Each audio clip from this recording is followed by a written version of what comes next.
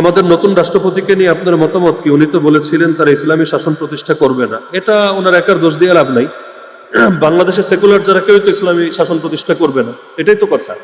Secular রাজনীতি যারা করে, সেকুলার দল যারা করে, কেউ তো ইসলাম প্রতিষ্ঠা করবে না। কেউ মুখে বলে, কেউ বলে না, কেউ মনের মধ্যে চেপে রাখে, কিন্তু সেকুলার রাজনীতি মানি এটা। সেকুলার রাজনীতির সংজ্ঞা হলো আরবিতে ফাসলুদ্দিন আনিদ দাওলা, ধর্মকে রাষ্ট্র থেকে আলাদা করা। ধর্ম থাকবে মসজিদে, ধর্ম থাকবে মাদ্রাসায়, ধর্ম থাকবে ব্যক্তির মধ্যে, আইন আদালতে, বিচার আচারে, পার্লামেন্টে, মন্ত্রী পরিষদে ধর্ম থাকবে না। এটাই হলো সেকুলারিজম।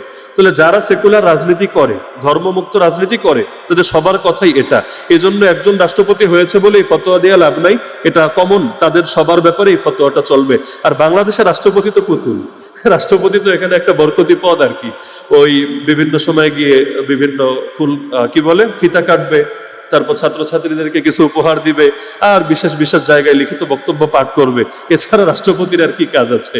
তো যার কারণে, যেহেতু রাষ্ট্রপতি শাসিত দেশ না, সংসদীয় গণতন্ত্রের দেশ, এখানে কে রাষ্ট্রপতি হলো কে হলো না এটা অত বেশি গুরুত্বপূর্ণ না। বরঞ্চ কোন দল ক্ষমতায় আছে কোন দল নেই ওইটা আলোচ্য বিষয় হতে পারে। রাষ্ট্রপতি কি হলো না হলো এটা নিয়ে এত মাথা ঘামানোর কোনো দরকার নেই।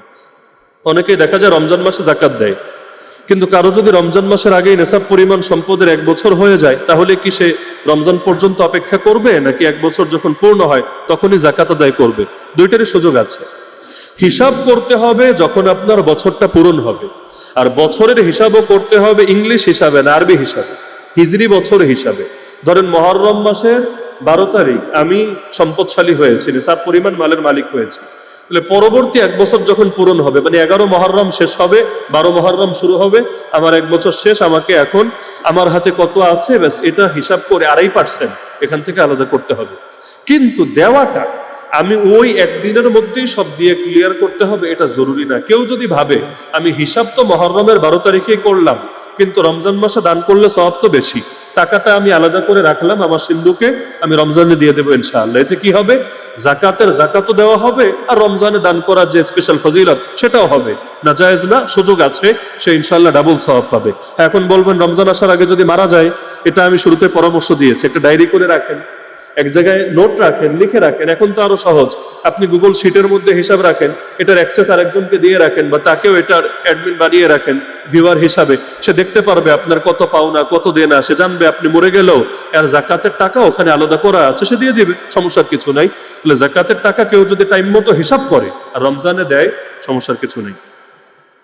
যদি ফরজ নামাজে দেরি হয়ে যায়, জামাত ততক্ষণে সেজদায় চলে গেছে, এমন অবস্থায় যদি কেউ মসজিদে প্রবেশ করে, সে কি সেজদা থেকে শুরু করবে, নাকি সেজদা থেকে দাঁড়ানোর পর জামাতে যোগদান করবে? অনেকে দেরি দেখি রুকু না পেলেও নিজ থেকে রুকু করে সেজদায় যোগদান করে, এটা কতটুকু সঠিক? এক প্রশ্নের ভেতর 2 প্রশ্ন। মসজিদে যখন আসবেন, ইমামকে যে অবস্থায় পাবেন সে অবস্থায় শরিক হবেন।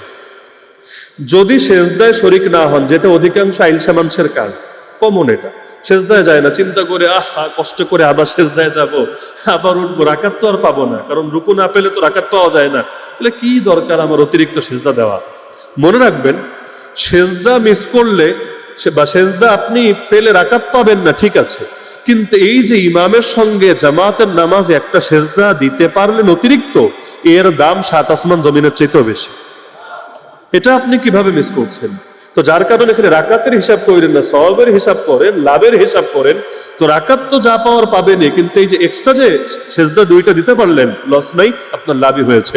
এজন্য ইমামরে যেই হালতে পাবেন সেই হালতে শরীক হবেন। হ্যাঁ, এখন যদি ইমাম আছে সেজদায়, আপনি আল্লাহু আকবার বলে আগে রুকু করে নিলেন একা একা, পরে সেজদা দিলেন, লাভ নাই, কোনো লাভ নাই, আপনি রাকাত পান নাই। একা একা রুকু দেওয়ার কোনো দাম নাই, এবং এটা সিস্টেমও না, এটা মাসালাও না। ইমাম যেখানে আপনিও সেখানে, ইমাম তাশাহুদে আপনিও তাশাহুদে। এজন্য মনে রাখবেন, যদি দেখেন ইমাম শেষ বৈঠকে একটু পর সালাম ফিরাবে, অনেকে আছে নামাজে আর মিলিত হয় না, ওই বারান্দায় গিয়ে একা একা দাঁড়ায় যায়, চিন্তা করে আমার কি দরকার, আমি তো রাকাত পাবো না।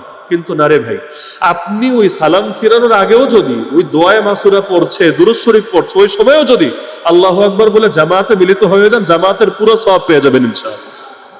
তাহলে মিস করবেন কেন? তাহলে সব জায়গায় খালি রাকাতের লাভ দেখেন না, সওয়াবের লাভ লসও দেখেন।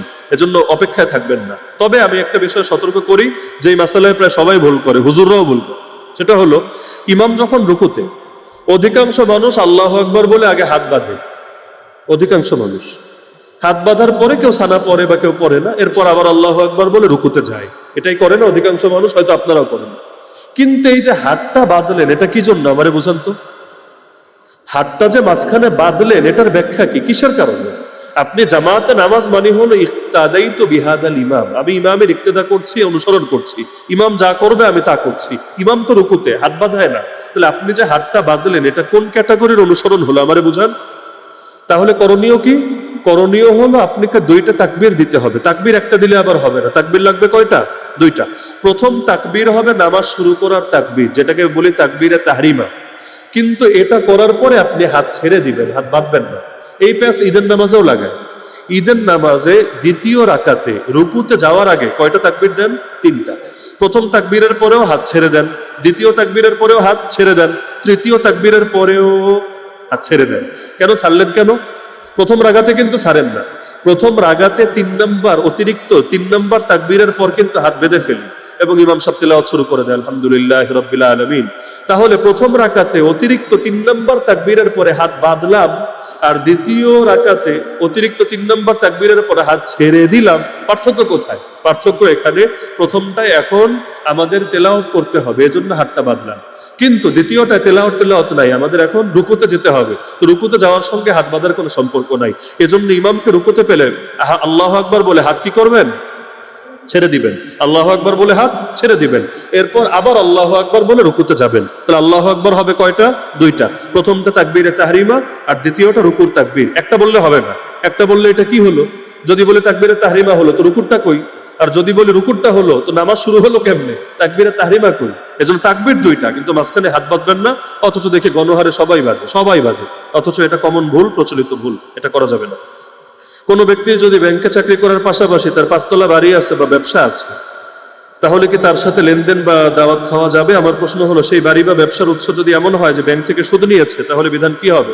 আমরা আগে আলোচনা করেছি, কারণ যদি সব ইনকাম বা ম্যাক্সিমাম ইনকাম সুদ হয়, তাহলে তার হাদিয়া গ্রহণ করা, তার বাসায় খাওয়া, এগুলো সবগুলো থেকেই দূরে থাকা উচিত। কিন্তু কারো যদি মিক্সড হয়, হারামও কিছু আছে হালালও আছে, সেই ক্ষেত্রে হাদিয়াও নেওয়া যায়, দাওয়াতও খাওয়া যায়, কারণ তখন ধরা হবে এটা হালালটা থেকেই গিয়েছে, হারামটা থেকে যায়নি। তো এখন আপনি যে ব্যক্তির কথা বলছেন, আপনি নিজেই বিবেচনা করতে পারবেন তার ম্যাক্সিমাম যদি হারামি হয়ে থাকে, সেই ক্ষেত্রে আপনি এগুলো না করাটাই আপনার জন্য কল্যাণকর হবে এবং সতর্কতার দাবি হবে। কোনো ব্যক্তি মারা গেলে তার দেনা থাকলে জানাজার আগে তার ছেলে যদি বলে এই ঋণের সম্পূর্ণ দায়িত্ব আমি নিলাম, তাহলে কি মৃত ব্যক্তি দায়মুক্ত হবেন? হ্যাঁ, যদি আন্তরিকভাবে বলে। ইদানিং তো এটা একটা জাস্ট ফর্মালিটি হয়েছে, মুখে বলে যে কার কার পাওনা দেনা আছে আমাদের সাথে যোগাযোগ করেন, পরে যোগাযোগ করলে একদম নাচেনার মতো ভান করে, জাস্ট একটা নাটক আর। এরকম করলে কিছু হবে না। কিন্তু বাস্তবে যদি কেউ দায়িত্ব নেয় এবং তার পক্ষ থেকে ঋণ পরিশোধ করে দেয়, আদায় হবে। আল্লাহ রসুলের জামানে এক সাহাবী মারা গেলেন, নবীজি তার জানাজা পড়তে চাচ্ছিলেন না। কেন? কারণ তার অনেক ঋণ বাকি ছিল। পরে যখন আরেকজন দায়িত্ব নিলেন, আমি ঋণ পরিশোধ করে দিব ইনশাআল্লাহ, আল্লাহ রসুল তখন তার জানাজা পড়িয়ে দিলেন। এখান থেকেই তো বোঝা যায়।